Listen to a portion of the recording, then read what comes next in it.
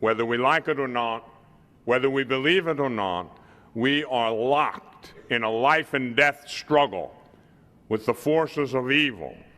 And I tell you, as the best possible advice I can give you, be close, very close to the Mother of the Lord.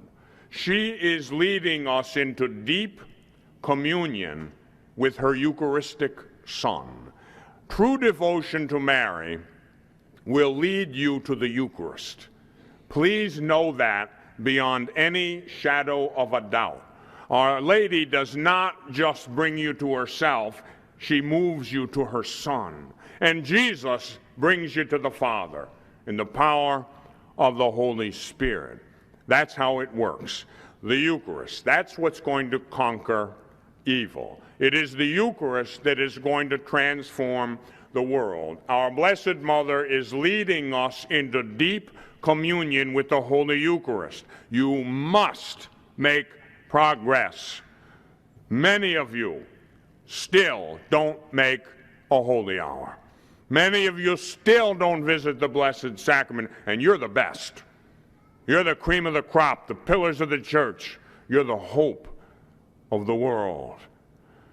You still aren't making a holy hour. The last few years of his life, the great Archbishop Fulton Sheen dedicated himself totally toward one end, to get priests to make a holy hour. That's what Our Lady wants from all of her children. She's drawing us to Jesus in the Eucharist. You tell me you have problems. You tell me that your family is being split apart. You tell me you have cancer. You tell me you're dying of this. You tell me your husband left. What advice do I have for you? Draw near to Our Lady, who will bring you close to Jesus in the Eucharist. Go into the chapel, to the church.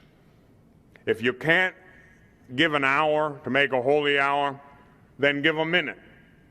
Like the story I once heard about a guy named Joe. Now, Joe was probably from the UP. And Joe had a very pious wife. And every day, his wife Mary would go to church, go to Mass. But Joe, being a busy kind of guy, he had to go to work early in the morning. But Joe dropped his wife off at the church, and she'd go in to spend time with the Lord and assist at Mass. But Joe just stick his head in the back door, and he said, "Hi, Jesus, it's Joe." And then he'd go to work. So he did it for years. Well, Joe finally died. And he went up to what he wasn't sure. He didn't know where he was. He was put in a little room and made to wait there. And after a while, he started to get nervous because he wasn't quite sure which place he was in. And then finally, the door creaked open, and the head went out through the crack in the door. And the person said, "Hi, Joe, it's Jesus. Come on in."